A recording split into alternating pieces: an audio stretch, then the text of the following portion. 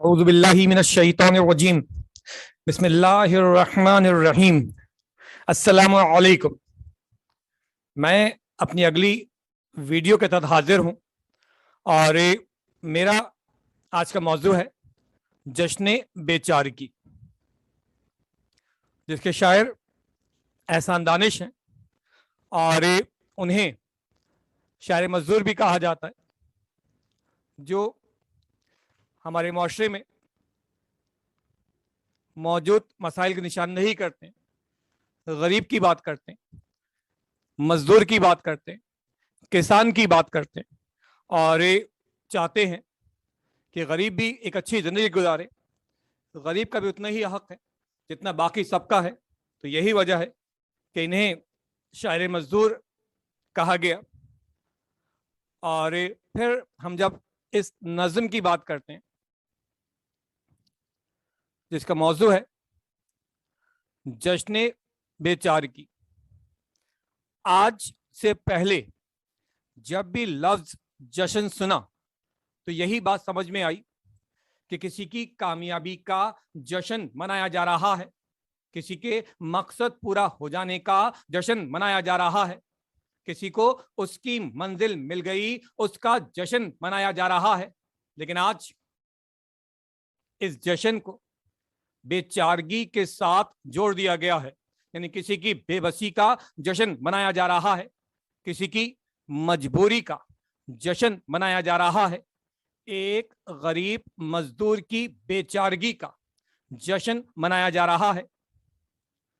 منظرکشی کچھ ایسی ہے، ایک غریب باپ جو کہ مزدور ہے اپنی بیٹی کی شادی کر رہا ہے بہت مجبوری کے ساتھ اور بہت بے بسی کے ساتھ۔ شام کا وقت ہے، سورج آسمان پر موجود ہے۔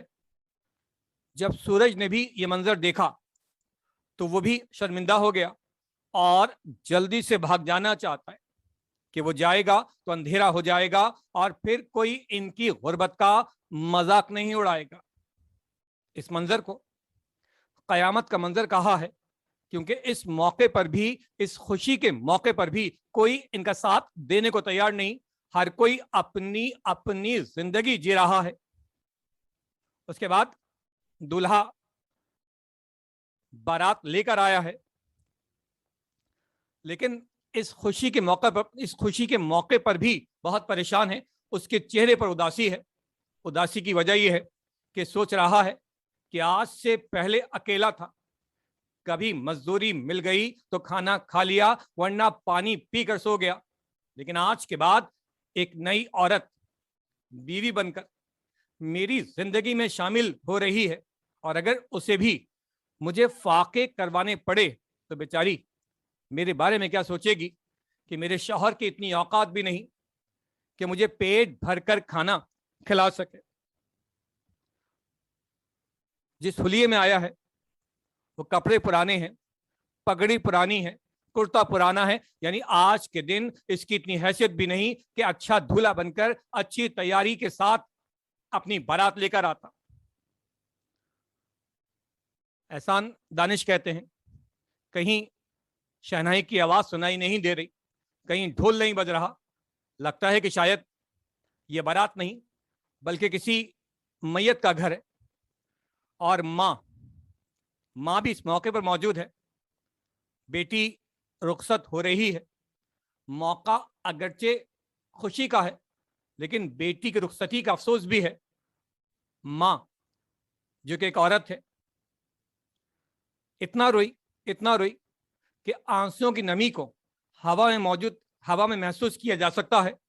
باپ بھی افسردہ ہے، اور وہ لڑکی جو آج دلہن بنی بیٹھی ہے اس نے کیا کیا ہے، اس نے اپنے آپ کو ایک چادر میں لپیٹ لیا ہے، کیونکہ جانتی ہے جو بھی آئے گا دلہن کو دیکھنے کی بات کرے گا، اس کی تیاری کی، اس کے زیورات کی بات کرے گا، تو لیکن اس کے پاس تو ایسا کچھ بھی نہیں ہے، اسی لیے ایک کونے میں چادر میں چھپ کر بیٹھ گئی ہے۔ احسان دانش کہتے ہیں کہ اگر کوئی مجھ سے یہ کہے کہ غربت کی تصویر کیسی ہوتی ہے تو میں اس दुल्हन की तस्वीर बना दूंगा।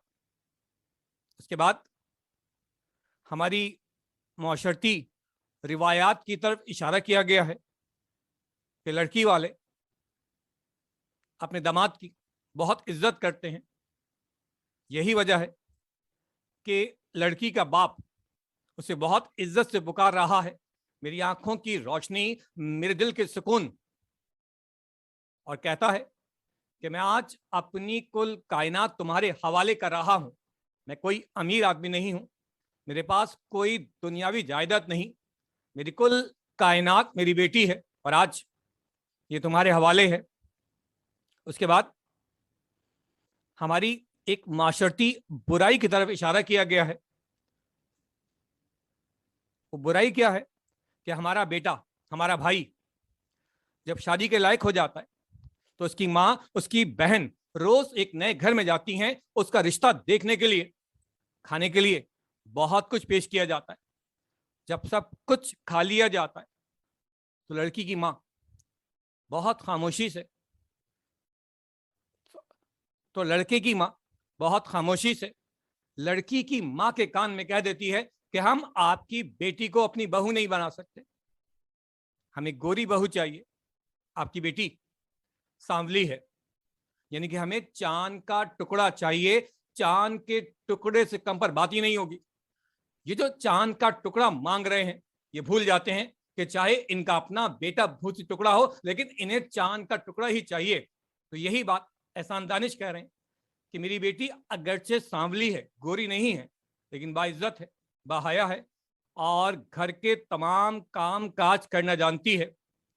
फिर कहा तुमसे कोई तकाजा नहीं करेगी, जानती है कि शौहर की हैसियत, मेरे शौहर की औकात क्या है, तो लिहाजा अच्छे कपड़े नहीं मांगेगी, अच्छा खाना नहीं मांगेगी, जेवर नहीं मांगेगी, तुम जैसे कहोगे वैसी ही जिंदगी गुजारेगी। और फिर आखिर में बाप नसीहत करता है, बेटा उम्मीद है तुम्हें जो कुछ सिखाया गया है तुम ऐसा ही करोगी और वहां हमारी इज्जत का बहुत ख्याल रखोगी। कोई ऐसा काम नहीं होगा कि माँ बाप की इज्जत पे हर्फ आए और हमें बुरा कहा जाए। ये बात एहसान दानिश ने कही हमें समझाने के लिए,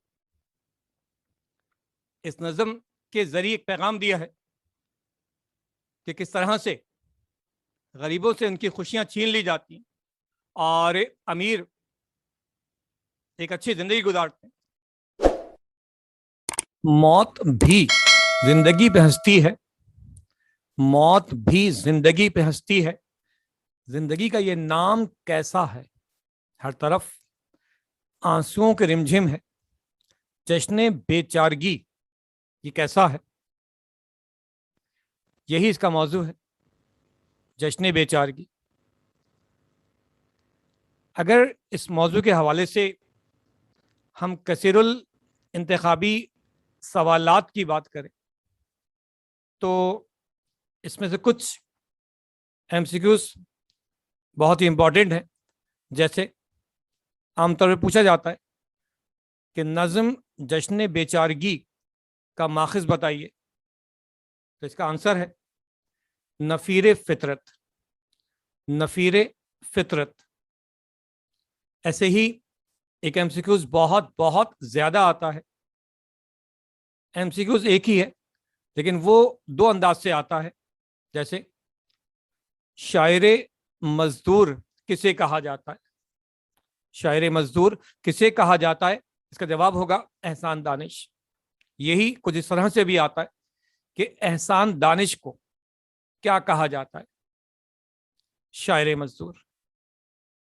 एक और एमसीक्यूज आता है कि नज़म जश्न बेचारगी के खालिक या शायर का नाम बताइए, तो उसका नाम है, तो उनका नाम है एहसान दानिश। आज का लेक्चर यहीं ख़त्म करते हैं, इस उम्मीद, इस दुआ के साथ कि अल्लाह पाक हमें अपने रास्ते में कबूल फरमाए, उस रास्ते पर चलने की तौफीक अता फरमाए जो वो पसंद करता है, और अपने नेक लोगों में शामिल कर दे, अपने माँ बाप की इज्जत کرنے والا بنا دے, دنیا آخرت کی بہت ساری کامیابیاں عطا فرمائے. السلام علیکم.